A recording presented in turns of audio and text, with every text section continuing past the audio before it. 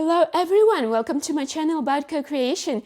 My name is Lisa and I spent 5 years organizing collaborative university competitions for world well-known companies, helping them solve their extreme innovation challenges. And now I help companies solve their innovation and R&D challenges with hackathons. And today I want to talk about one thing that you can do with hackathons and other types of collaborative competitions that you cannot do with traditional one-on-one collaboration process.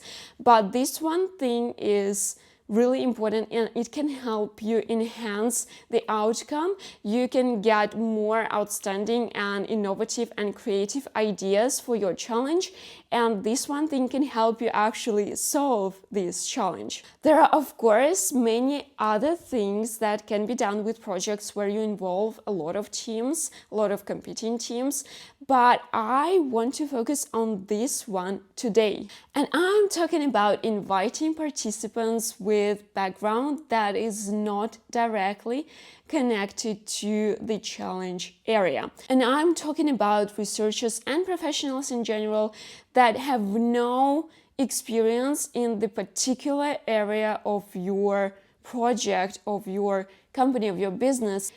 I have already given this example and I'm going to share it once again. We had a food challenge with one of the companies, and for this challenge related to food, we invited a team of researchers that were doing a completely different thing. They were actually working on concrete for space programs. So imagine there is the food challenge and this team, they are not related to food in any way. But there was one element, there was this key element, and because this team had a basic understanding of this key element, the processes happening with this key element, they were able to understand the challenge. And they agreed to participate, and this team was one of the winners. They proposed a solution to solve the problem that won the Innovation Award. In most cases, companies and R&D managers, when they're looking for researchers for their projects, they are skipping these teams because they want to work with teams that have a relation to their area, that have understanding of this area, and the closer their work, their research to the field of the challenge of the problem, the better it is. And it is understandable because you have to spend so much time and so much effort to demonstrate all these differences, all these peculiarities of your area and explain the process in detail, the process, the manufacturing process, the process of getting the material that you want or the product that you want. And in general, in all collaboration projects, there is this gap in understanding, because you have to work with the organization, whether it's a university, whether it's another company, a small company, a big company, the company of your size. It's still, you have different goals and you have different understanding, you have different knowledge, you have different processes inside. So there will be this gap of understanding anyway. And in such cases, when you involve the team that has no experience in your area, this gap of understanding is even bigger. However, if we're talking about solving really difficult innovation problem, or we need to come up with a radical innovation product, we need to break this pattern. We need to find novel ideas that did not exist, and the best way to find these ideas might be to use knowledge from another area, from a different area. And if we are going to talk about this mechanism, it's going to take the whole video, and I think that I'm going to just create another video about this mechanism. So anyway, it is good to invite all the different participants with different expertise, different from your area, to find really innovative ideas. And while it is not easy to collaborate with a team that has no understanding in your area during one-on-one collaboration, with hackathons and collaborative competitions, it's really different. These processes are more natural to include such teams, not only because the expectations for the results are not high. You'd expect a concept, you'd expect a strategy, in some cases a prototype, not a complete solution that you can expect from the one-on-one collaboration project, but also because the processes within hackathons and within collaborative competitions are accelerated.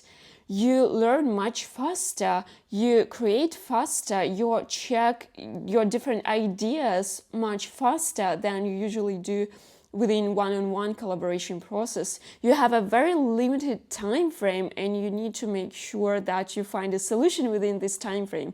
So you do things as quickly as possible. And moreover, these processes help those who do not have this relevant expertise in the area of the challenge to obtain this essential knowledge from others. So the client company does not really have to spend all their management resources, all their time resources and people resources to teach this one team, learn about their area. It's not like they can relax completely, but still, you really don't need to spend that much time. Participants will teach each other.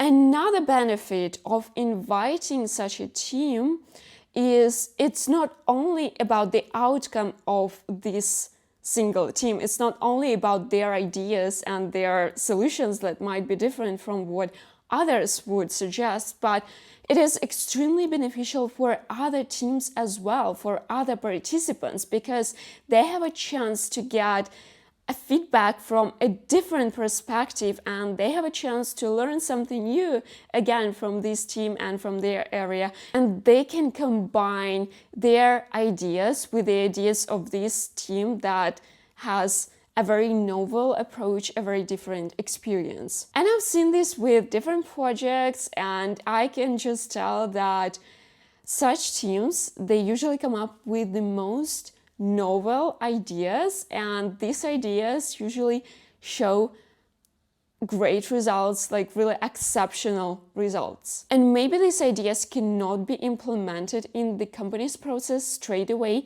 But again, if we're talking about radical innovations, if we're talking about extreme challenges, very difficult challenges to solve, their ideas are just the right ones. But it is really important to remember that to make it all work and to help such teams with different experience get fully integrated into the process, the collaboration aspect has to be very strong.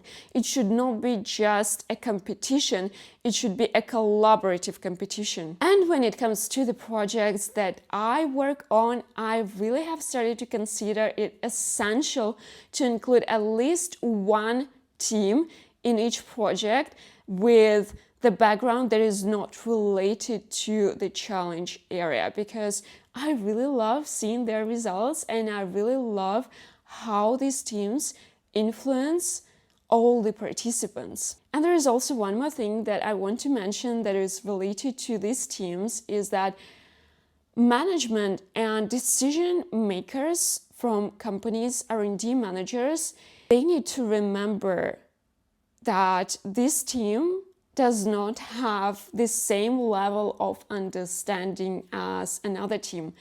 And the client needs to be ready for these innovative and creative ideas. It might be something completely different from what they usually see. And this is pretty much it for today. I hope it was useful. And if you have any questions about co-creation, just please feel free to leave them in the comment section below.